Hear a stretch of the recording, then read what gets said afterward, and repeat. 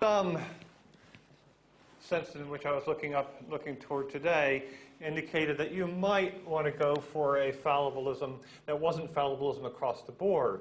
That is, you might think that there are some things about which we can be certain, and yet the remainder of knowledge would be fallible. Quite restricted fallibilism might be something that you could imagine somebody inspired by Descartes going for, thinking that there's certain immediately presented things about which we can be certain, but all other knowledge we can't be certain about. That would be restricted fallibilism.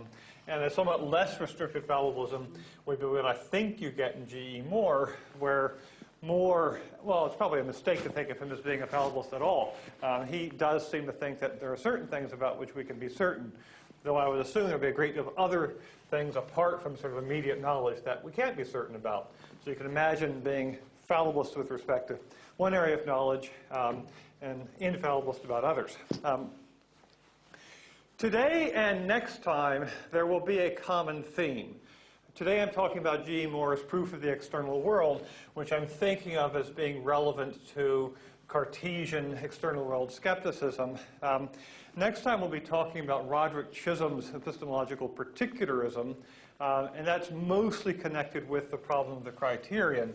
The relationship is that the position that Chisholm calls particularism, probably one of the major exemplars of particularism would be Moore. And so I think today's lecture and next Monday's fit together nicely, even though the skeptical setting is somewhat different. Chisholm is trying to show how to respond to the problem of the criterion. Moore, I take it, it has external world skepticism in his sights. Now, what's the relationship between today's topic and yesterday's? Well, the fallibilist is simply denying that certainty is required for knowledge, and the common sense response is really not trying to diffuse skepticism by pointing to the assumption of certainty. There is perhaps a kind of an overlap in some ways, but basically an across-the-board fallibilist might run into some tension with Moore, who seems not to be a fallibilist about a range of common sense claims about the world. Now, I'll talk first about Moore's argument, such as it is, in the proof of an external world, where he claims to be putting forward a proof of an external world. I see this as a common sense response to skepticism. I'll then ask questions about how to interpret Moore. There are several different ways in which Moore can be interpreted. What I'm going to talk about is William Lyken's interpretation, which is to see Moore as basically trying to compare relative plausibilities of his argument for the existence of an external world and premises that would be employed by a skeptic. But there are other ways, and there's actually one that I quite like, but I'm not going to talk about, though I've got a link to it on the website. Finally, I'm going to look at an objection that can be raised against the appeal to common sense, which is that we shouldn't be paying attention to common sense anyway. Common sense is just a false theory. Our ancestors, our Stone Age ancestors had common sense, and science gets rid of common sense. So we shouldn't be placing any weight on common sense. So common sense reaction to the skeptic. Well, a lot of people, a lot of philosophers have the impression that you can respond to external world skepticism and just in a quite robust, commonsensical manner, and just not take the idea that we may not be inhabit and have knowledge of an external world. But this common sense reaction, this philosophical response that appeals to common sense, can just look like it's begging the question against the skeptic, right? Skeptic challenge us to show that there's an external world. Common sense response is, oh yes, there is. And it looks like the common sense response is not really providing an argument against the skeptic. So it looks like the appeal to common sense is going to be begging the question against the skeptic. Moore, as I understand him, seems to think that common sense has some resources that can be employed in response to the skeptic. Whether it turns out to be fundamentally question-begging is one thing, but I think that he feels that he can do more than just beg the question in sort of a simple way against the skeptic by saying, look, you're wrong, even though sometimes it looks like that. Now, what kind of skepticism are we thinking about? As a sort of a way of setting the context, the kind of skepticism that I'm thinking about is skepticism about the external world, of the kind you can get out of Descartes. I'm not thinking about the claim that our senses sometimes deceive us, at least thinking about the dream argument that you can't tell whether any particular experience is veridical, but that's really not strong enough to get full-blown skepticism about the external world. So I'm thinking about skepticism that you would get in a radical evil demon scenario where there are no bodies, there are no material objects, there are no senses, all memory is mistaken, just, there's no color, there's no extension, there's no motion. It's just our experience is under a radical illusion. And we are being challenged to show that there is any kind of world external to our minds. So that's the kind of position I'm thinking is relevant. And I'm thinking that Moore is saying something that he thinks may have some relevance to that. Now, he starts off by talking about a proof that was given of the external world, which he doesn't actually describe in much detail, that Kant had given, and that he thinks he can give his own argument, which he seems to think is better. Roughly the way I think that Kant argues is something the way I've laid out here, that it's in order for us to have experience, there'd have to be a world external to us. We do clearly have experience, so there must be a world external to us. That's, I'm sure that that's going to miss a lot of nuance in Kant, but that's the argument that seems to be the one that Moore is thinking about. Moore thinks there's something else that you can do, another way you can argue for the external world, and the way he does, the way he proceeds is that he holds up his hands. He said, here is one hand, and here is another. And he takes it that hands are external to our minds. He calls them immediately external things. So clearly the hands are external things, things that exist outside the mind. He only, he goes, here's one hand and here's another. He thinks by proving that, he's shown that at least two external things exist, but he also thinks that he's demonstrated a procedure that can be used again and again and again. He said there's no point to multiply examples because you could just point to many other things and prove the existence of lots of other things apart from hands. And that's why he thinks that this is a proof not just of the existence of two hands, but of the external world. So here he is.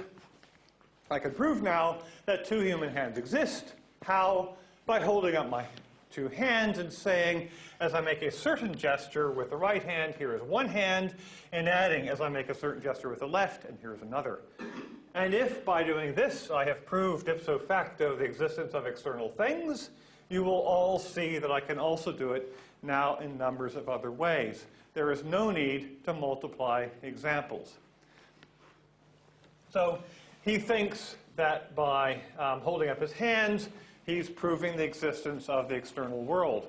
And he thinks that this really is a proof. He calls it a perfectly rigorous proof, and he goes on to explain that the proof satisfies three conditions that are required for any proof. And these are the conditions. The proof which I gave was a perfectly rigorous one. It would not have been a proof unless three conditions were satisfied. Namely, one, unless the premise which I adduced as proof of the conclusion was different from the conclusion I adduced it to prove. Two, unless the premise which I adduced was something which I knew to be the case. Skip the rest. Three, and unless the conclusion really did follow from the premise. So the first condition is that the conclusion must be different from the premise. Right? Well, what's the premise? The premise is here's one hand and here's another. What's the conclusion? The conclusion is two human hands exist at this moment.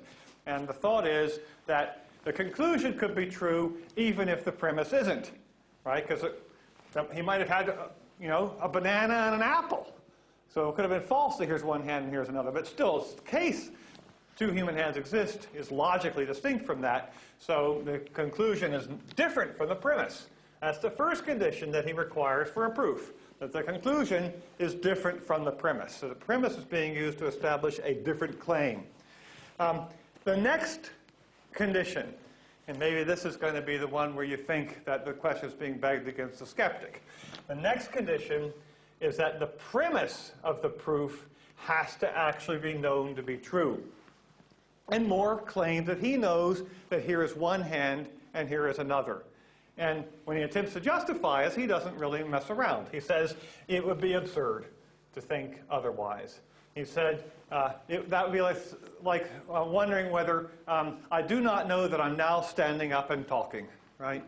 It would be absurd to think that this isn't one hand and this isn't another. So it's something he thinks to be blindingly obvious. And then the third condition that's required is that the conclusion actually has to follow from the premise, right? It's a proof, and the conclusion's got to follow from the premise. Well, what was the premise? The premise was here's one hand and here's another, and the conclusion was two human hands exist at this moment. And it seems plausible that two human hands exist at this moment does follow from here's one hand and here's another. But that's two hands. Now, maybe building an assumption about being human hands and so forth, but plausibly the conclusion follows from the premise. Now,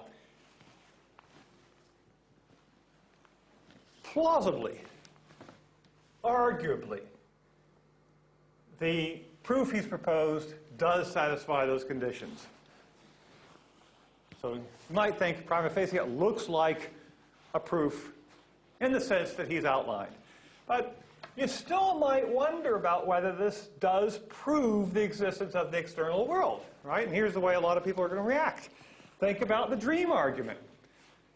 Maybe he's dreaming when he holds up his hand. He's sound asleep and he thinks he's dreaming. He's giving a lecture. Here's one hand and here's another. So there might not be a hand. He could be having a dream experience. Or perhaps the evil demon scenario is real, and he's under a complete illusion. He doesn't have a body, so he doesn't have hands.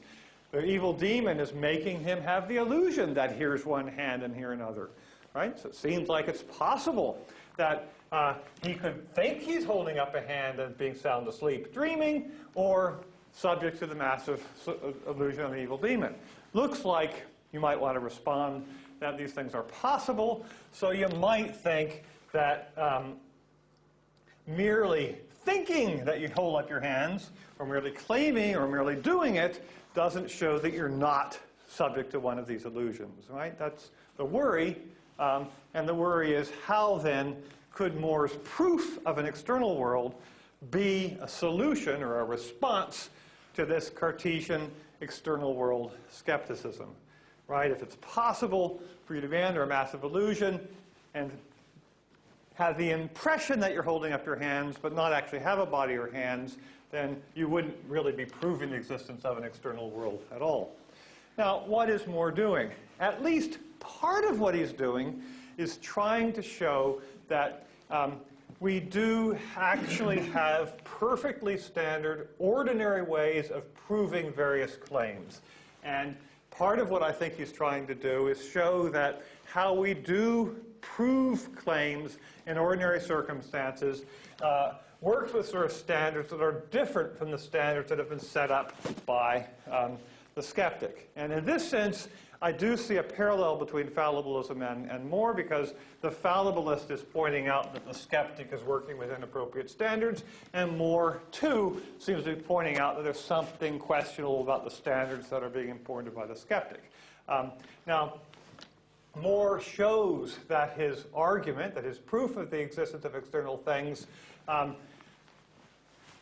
is modeled on, or is the same kind of proof that can be given in some perfectly simple, ordinary circumstances, and which would be accepted as perfectly good proof in those circumstances. So here is his example of misprints. He says, suppose, for instance, if it were a question whether there were as many as 3 misprints on a certain page in a certain book. A says there are. B is inclined to doubt it. how could A prove that he's right? Surely he could prove it by taking the book, turning to the page, and pointing to 3 separate places on it, saying, there's one misprint here, another here, and another here. Surely that is a method by which it might be proved. Of course, A would not have proved by doing this that there were at least 3 misprints on the page in question unless it was certain that there was a misprint in each of the places to which he pointed. But to say that he might prove it in this way is to say that it might be certain that there was. And if such a thing as that could ever be certain, then assuredly it was certain just now that there was one hand in one of the 2 places I indicated and another in the other. So his point here is that we do actually prove various claims by pointing and saying, right, there's a misprint. And what he's claiming he can do in exactly an analogous way, this is a suggestion, is point and say, here's one hand and here's another. So you can prove the existence of hands in the same way you can prove the existence of misprints. So the thought is that the same kind of technique that you can employ to prove the existence of misprints or of any other kind of thing you want to prove the existence of can be employed to prove the existence of hands. And the proof he's giving is a proof that's perfectly ordinary. It's the kind we use when we want to prove things. Now, you might not be persuaded, right? You might think that More is just missing the point of skepticism. What the skeptic is doing is challenging us. The skeptic is raising a challenge to common sense. The skeptic is even challenging our ordinary proof procedures. The thought is that More doesn't seem to be engaging well with the skeptic. Seems to be not taking the skeptic seriously, or misunderstanding, or perhaps begging the question against the skeptic.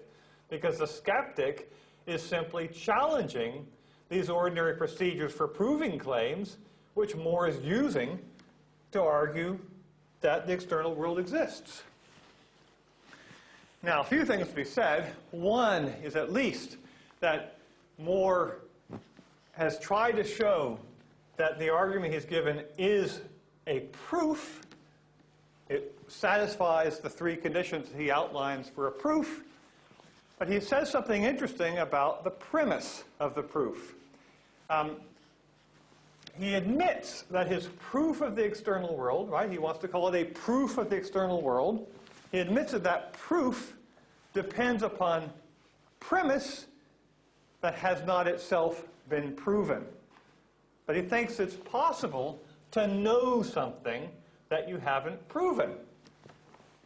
Right? He says that here is one hand and here is another. He says, at the very end of the extract, he says, it hasn't been proven that, and one reason it hasn't been proven is because he hasn't proven that he's not dreaming. He thinks he knows that he's not dreaming. He thinks he has conclusive reason to believe that he's not dreaming, but he admits that he hasn't proven it. But all he needs is to know the premise. He doesn't have to prove the premise. So he thinks that in providing a proof, if he knows the truth of the premise, that suffices. He doesn't have to prove the truth of the premise. So that's the first thing to say in trying to figure out what kind of an argument he's giving and whether he's actually giving an argument that might engage with the skeptic. At this point, we start to have to ask sort of questions of interpretation about More. And here what you find is that scholars, people who work on More, have a number of different interpretations. One that I quite like, I won't talk about, is a long paper by James Pryor. I've got a link to it on the website. It's called What's Wrong with More's Argument. And Pryor basically argues that it's a genuine proof that More is giving. And when you hold up your hand, we have sense perception. We're perceiving the hand. That perception is giving us what Pryor calls prima facie reason, prima facie justification for the belief that here's a hand. It's a good discussion. But there's another interpretation that I want to talk about. It's the interpretation that's been proposed by Bill Lycan. And Lycan thinks that what More does is offer a plausibility comparison. The idea is that More's proof of the external world has to be compared for plausibility with arguments that might be given for skepticism about the external world. And that what we should do is work out whose arguments, whose views, whose assumptions are more plausible. And the thought is that More is claiming that the claim that here is one hand and here is another is a much more plausible claim than the claims that the skeptic will propose in arguing against the existence of the external world. And the thought then is that we should actually accept More's proof because it has much greater plausibility than the philosophical arguments that are going to be presented against it. Now, here I'm going to have to talk about a selection, an article by More that I didn't put in the reader, in which More is arguing with Bertrand Russell. And Russell has made a particular claim that factual claims are not known with certainty, right? Particular factual claims. And the two in question are, here is a pencil, and that you are conscious, right? So there's two factual claims. Russell has said we don't know these claims to be, we don't know them for certain because, well, for a particular reason, we don't know these to be certain. The particular reason is that the claim that this is a pencil and that you're conscious, these are actually claims that we have to argue for by induction or by analogy. And because we have to argue by induction for these claims, these factual claims are actually uncertain. And so here's More. More is discussing Russell. And the thought is that what he does with Russell is relevant to what he's doing when he tries to prove the external world. Russell's view that I do not know for certain that this is a pencil or that you are conscious rests, if I'm right, on no less than 4 distinct assumptions. 1, that I don't know these things immediately. 2, that they don't follow logically from anything or things that I do know immediately. 3, that if 1 and 2 are true, my belief in or knowledge of them must be based on analogical or inductive argument. And 4, that what is so based, right, now what's based on induction or analogy, cannot be certain knowledge. And More says, and what I can't help asking myself is this: is it, in fact, as certain that all these 4 assumptions are true as that I do know that this is a pencil and that you are conscious? I cannot help answering, it seems to me more certain that I do know that this is a pencil and that you are conscious than that any single one of these 4 assumptions is true, let alone all 4. And here is Lycan, talking about this passage from More. Returning to Russell, if his 1 to 4 are true, then I do not know that this is a pencil, or that I have hands, or that my name is William Lycan, or that I just typed the word that. But which is more rational to believe? That I do not ever know any such things, or that all of 1 to 4 are true? Considered as a comparison, as More is saying it must be considered, the question hardly leaves room for discussion. Russell loses. 1 to 4 are contentious and eminently disputable philosophical assumptions. I strongly doubt they will ever be settled one way or the other. Meanwhile, More has excellent grounds for his competing proposition. He is looking right at the pencil and can feel it in his hand. So Lycan takes More in the discussion of Russell to be presenting an argument about the comparative plausibility of a sort of brute factual claim relative to an argument that Russell has given for the uncertainty of such a claim. And the thought is that More's belief that this is a pencil is, more plausible than the combination of 4 distinct philosophical theses that Russell employs to argue that it's not certain that this is a pencil, right? The thought is that the claim this is a pencil is more plausible than those 4 claims for separate assumptions individually, and certainly more plausible than the 4 taken together. And what Lycan claims is that the same kind of reasoning is going on in More's proof of an external world. It can also be seen as a comparative plausibility argument. And so here's Lycan trying to show or suggest that it's the same kind of thing.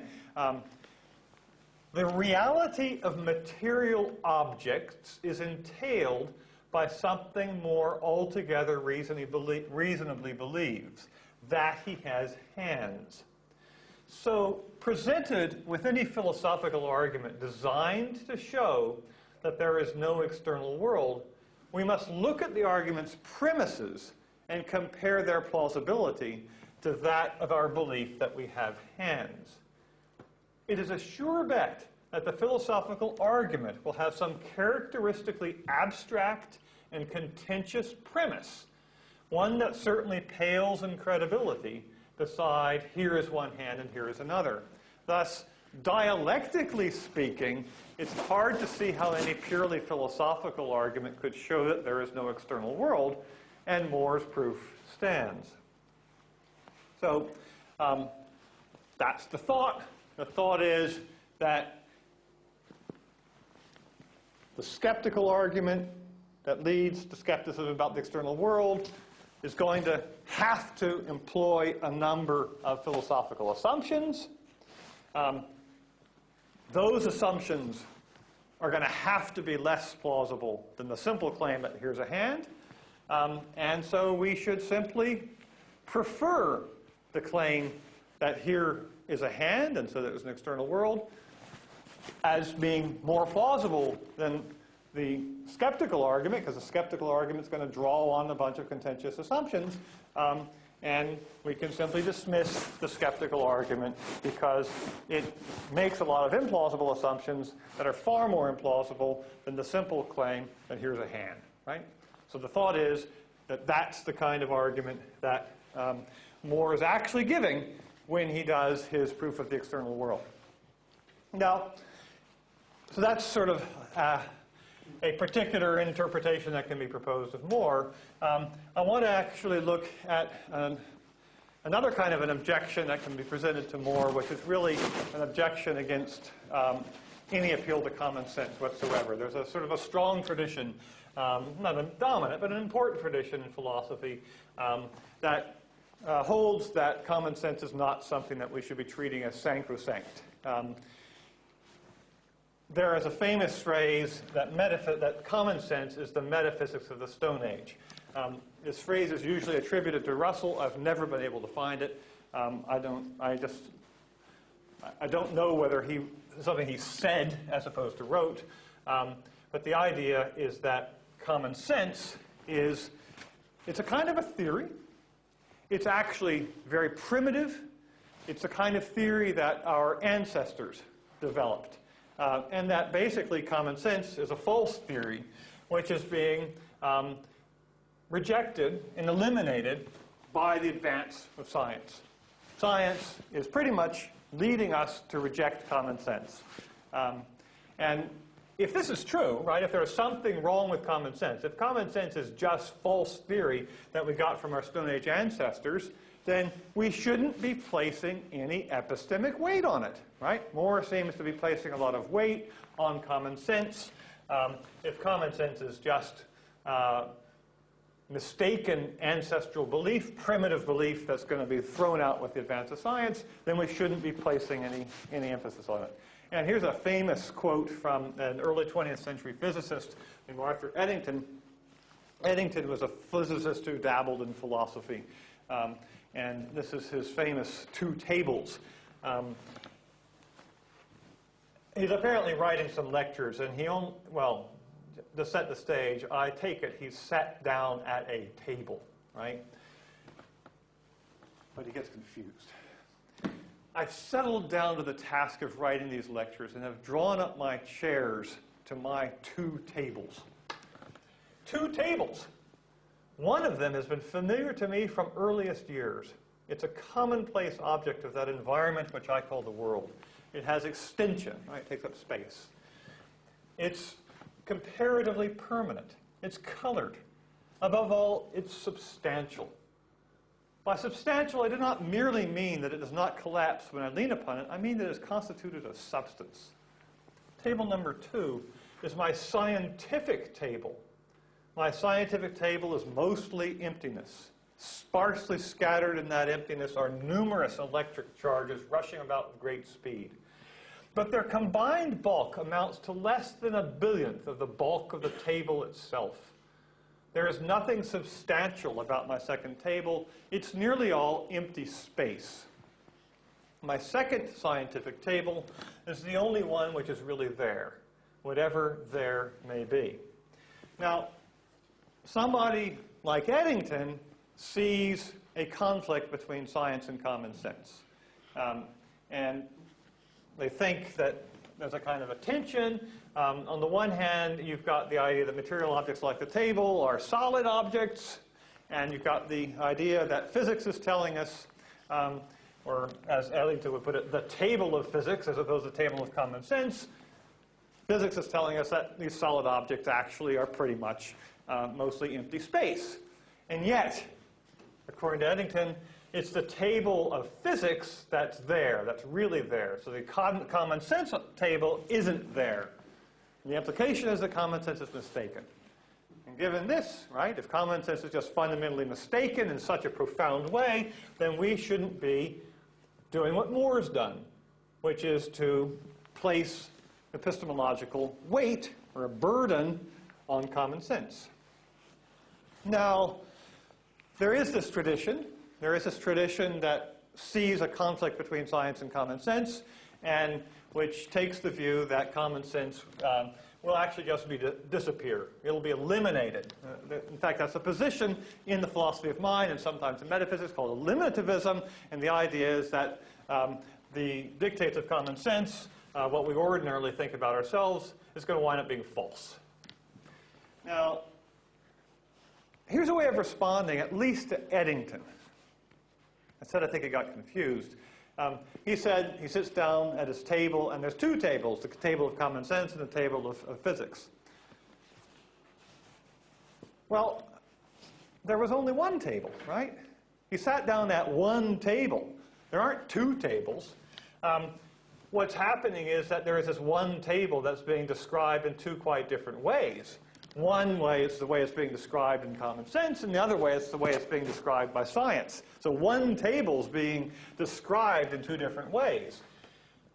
What's the relationship between the descriptions? Well, it looks like what science does is explain the way the table behaves that we sort of observe in our ordinary interactions with the table.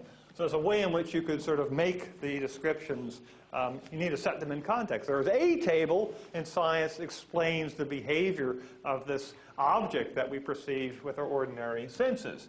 And so the thought is, at least the way I'm trying to describe it, is that common sense is actually going to is going to survive the advance of science. It's not going to get shown to be mistaken. It's not going to be eliminated. But on the other hand, common sense is pretty basic, and it's not very interesting.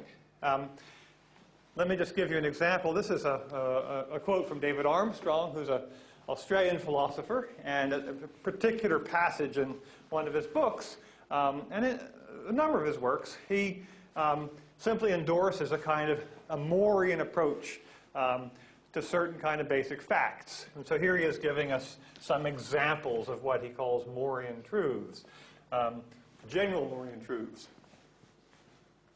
Human beings have heads on their bodies, right? Here's a hand, here's a, pretty obvious.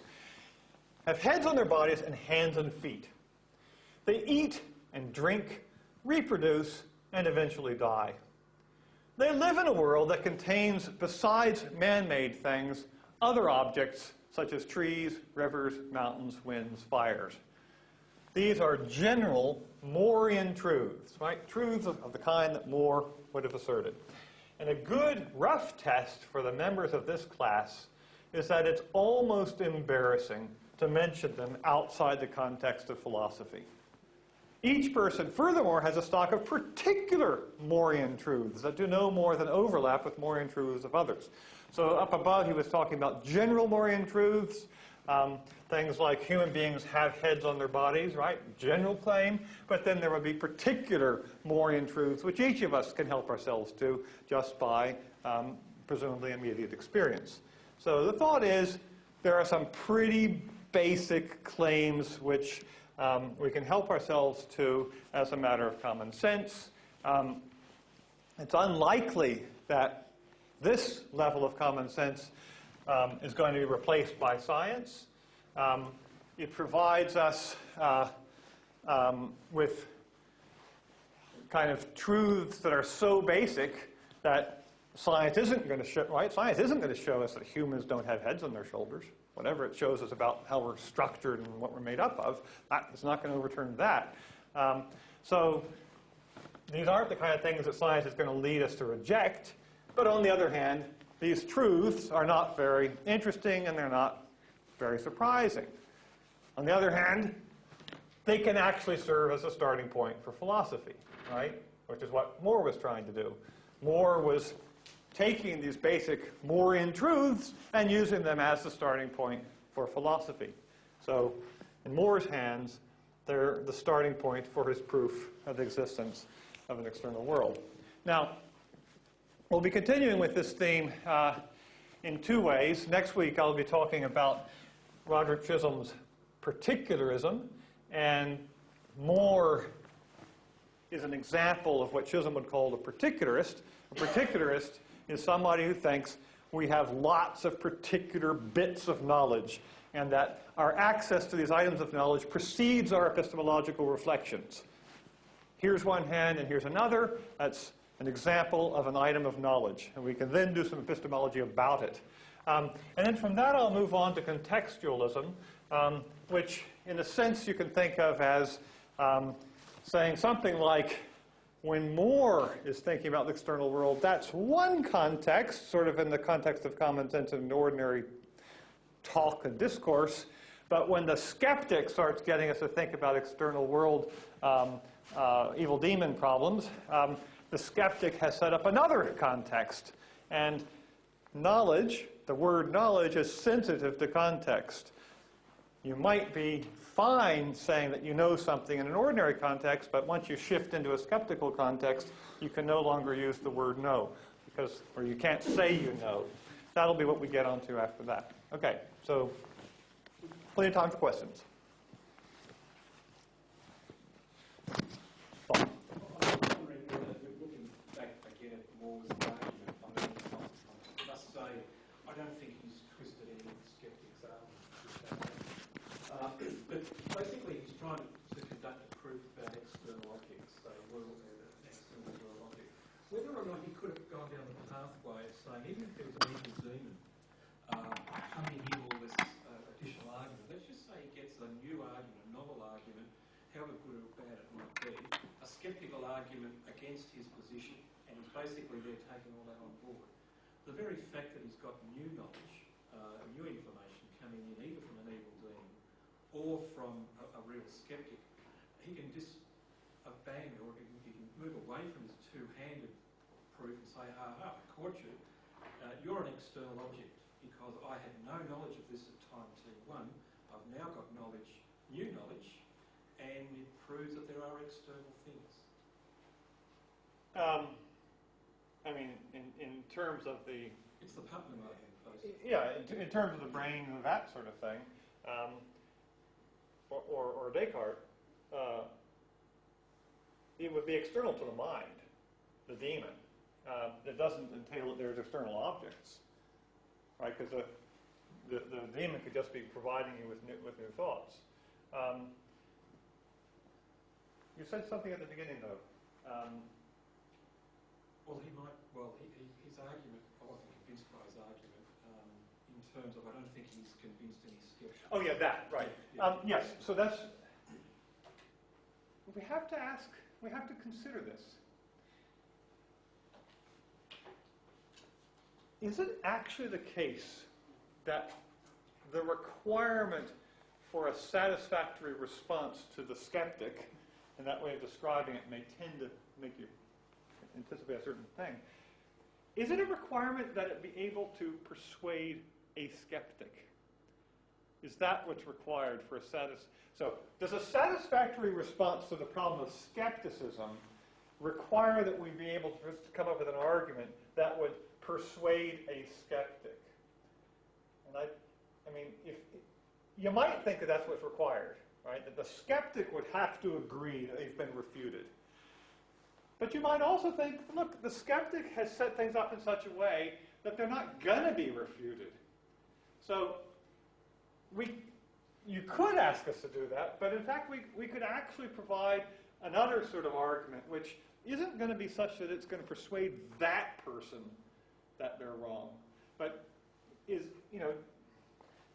it's going to persuade somebody else, maybe a neutral person who isn't already a skeptic. So is it always a fair requirement on an argument that one be able to persuade the opposition, especially the opposition when the opposition might be sort of playing a different game, right? Or maybe not working with the same rules. So I'm not persuaded that we have to actually set the game up that way. So do you think Moore is trying to do something that would persuade a skeptic? Should a skeptic who listens to Moore say, oh, gee, I hadn't thought about that? I think his comparative argument is on good ground when you expand the paper that you're reading beyond, like Lycan takes it further, basically into the argument with Russell, etc., which I think does establish something a bit more substantive than the raw paper of Moore. I mean, to me, the paper that Moore puts together by itself doesn't do an awful lot, other than convince the already convinced that in fact, yeah, of course I've got two hands, and yes, that would be two objects, but it is begging the question by itself. But a comparative argument. Okay, so that's another side of it, right? So the first way of putting it was would convince the skeptic, and now, and we often get worried about begging the question. And begging the question typically is where two parties are arguing about some issue, and one of them makes an assumption that the other has disputed. And we're used to thinking this is a no-no, an argument. But when you are actually arguing with somebody who you disagree with, you may not be able to find common ground. And when the disagreements are as radical as this, begging the question, and this is something we're going to see next week with Chisholm, begging the question may be unavoidable, right? And it may, sometimes begging the question is going to look like it's a really serious thing, but in this context, it's not obvious that begging the question is the knockdown objection that it might seem to. Justin. I don't know if you notice it's begging the question quite, but there does seem to me a difference in the quality of an argument between, say, Lycan's take on it, which says, look, you may not be persuaded, but let's take Occam's razor to your argument, which is, okay, I can see the logic there, and the skeptic may not buy it, but at least it said, this is why I think that you may be wrong. Whereas it seems to me that Moore's argument is much more of the line of, if somebody said, the Earth might actually be a ball, and then he says, no, everybody knows the Earth is flat. Well, so with this, here's one hand and here's another. So in defense of that claim, he says it's absurd to suggest that it's not the case. Everybody knows the Earth is flat. That would be like suggesting that I'm not up here talking now. But that's not the same as appealing to what everybody believes. Well, it would be absurd. All right, it would be absurd is probably even less than that. It's just hurling abuse at the argument. I'm just wondering. is it ever appropriate to say that anything is absurd? Well, I mean, we got surely. So if I say, look, I'm really a pink unicorn with green stripes, but there's a funny kind of light trick going on that makes me look like a human being to you. Should you take that seriously or just reject that as absurd? I mean, is the thought that every silly thing that anybody comes up with has to be taken seriously? Or can we have some judgments of absurdity? Susanna? I think that should be taken seriously. What I just said. Pardon me? Because it's about your mental health. Like. Oh, right, yes, I see, yes. If I asserted that, yes, and you should tell me where the counseling services are. Yeah. I agree, yes. If I did say that, then you should take it seriously and you should help me get to the nearest exit on the way to the counseling. But apart from that, right, if you didn't doubt my mental health,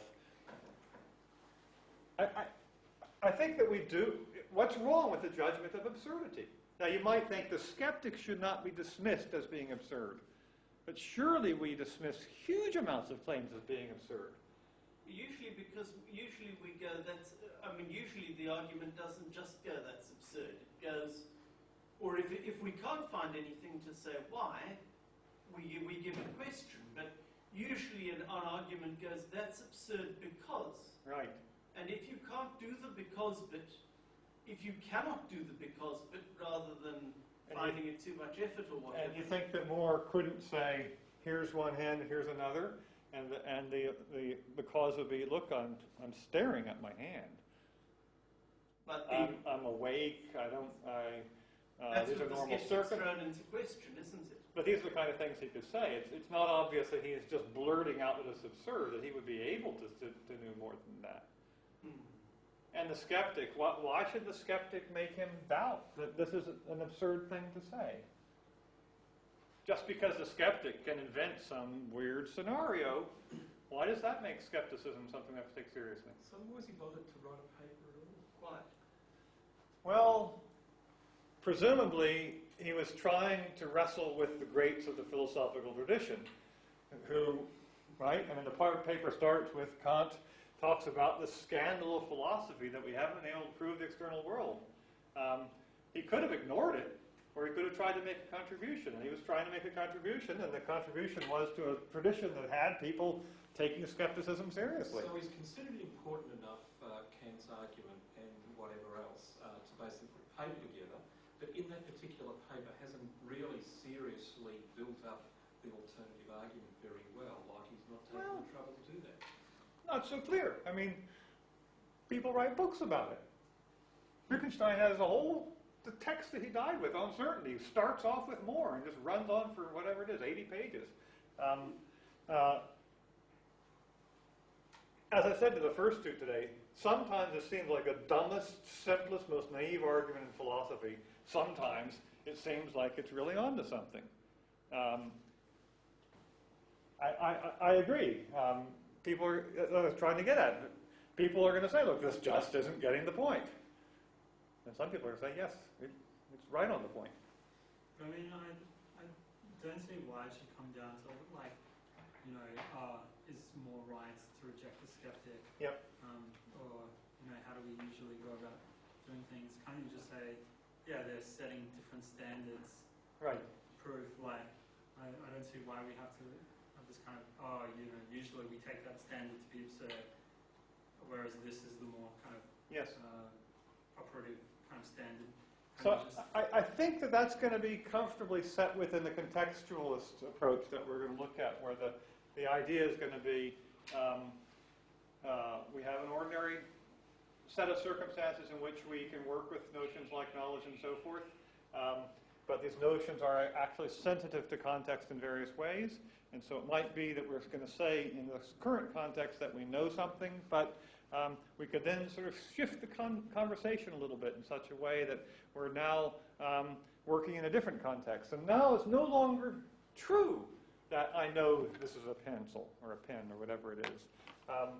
And that would sort of go with your thought that there, that there's no real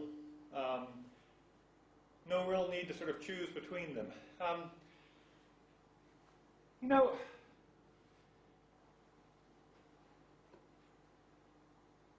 that does still leave the question of when, in the ordinary context, I say this is a pencil. And in the non-ordinary context, when we're no longer permitted to say, I know this is a pencil, whether there's a contradiction between the two, or whether there isn't. You know? So if in the ordinary context it's all right to say this is a pencil, right? And it genuinely is all right in this context. I know this is a pencil, right? And in that context, we're all agreed, right? You know it. Now we invent this other context, and it's now all right to say I know this is a pencil. Now I can't say it anymore because we're worried about evil demons. But why can't, I mean, the question is, that's a bit semantic. Like, why can't you say for the context where there's a kind of a higher order kind of standard for proof or different criteria for proof, you can right. call it like no knowing. Yes. Okay. So it's not going to be that. It's not going to be a semantic view. It's going to be that there's a set of standards we use in the ordinary context, and there's a higher set of epistemic standards that we use in the other one. Yeah. Right. Okay. So that would be a way of going. I think the implication then would likely to be that the skeptic is right, because you'd be allowing that there are these higher standards, and that in that higher standard context, we don't actually know that this is a pencil. Yes. Right. So and then various ways of reacting. If you're on the common sense or naturalist side, you're just going to say, look, that's all mistaken. Those are just not the appropriate standards at all. Sure, you can invent those standards in those funny games, but we shouldn't be taking them too seriously. Justin and Paul both had questions, so you fight it out among yourselves.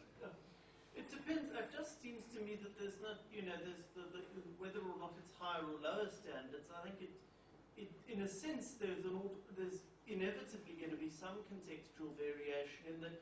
For example, if I'm counselling Mrs. So-and-so on the loss of somebody, and she says, I'm terribly sad because so-and-so was shot in the face by somebody at work, right? I'm not going to be then saying we're not going to be proving how the person was shot and looking at ballistics tests, because for the purposes of dealing with her grief, we're going to assume that she's correct in saying that the guy's been shot. When it comes to the fellow's murder trial, however, there's a whole different style of standards that actually apply. And I think what you're saying is that you cannot take to be proven the very thing you're setting out to prove. I suppose that in the former context, it's not in question whether there was a murder. Yeah. Whereas in the second context, it is in question whether there's a murder. So you're just assuming the murder took place for purposes of counseling. Yeah. It does look like those are not just different contexts, but that one of them is a context where you're trying to figure out what happened. Yes. Where there are others, a context where you're trying to figure out how to help somebody. Yeah. And I agree those are different contexts. It was a little bit different from the context in which, the ordinary context in which I say this is a pencil, and then the skeptically generated context in which I can no longer get away with saying this is a pencil. Because in both contexts, we're trying to figure out what's true. And then the worry is, if there are these higher standards such that I don't know this is a pencil, then to me that's a skeptical outcome. You might not want to say higher. So for instance, more rigorous or different. Different, right. Like different. Okay, so different's going to be right. And then the question about the difference. Suppose it's just different, not higher, lower, different. What's the relationship between them? They're just operating different. For instance, in Moore's kind of context, he says you can know things without proving them. Yes. That's kind of his base assumption for his theory of knowledge or whatever. Then you look at another context, you don't have that assumption. They're just asking different kinds of questions. Okay. Would this be a kind of a relativist view? Well, you might because it sounds like you got this set of standards, this set of standards. You might say that within one context, it's not relativist. It's not like. Sure, in the context the standards apply, but with respect to the competing sets of standards. Yeah. Okay, right. Well, okay. So some of us aren't happy with skepticism, some of us aren't happy with relativism, some of us aren't happy with either relativism or skepticism. But you seem to be happy with relativism, but not too, I think. I think they're two substantially different questions, those two contexts. To me, the first question is, what can you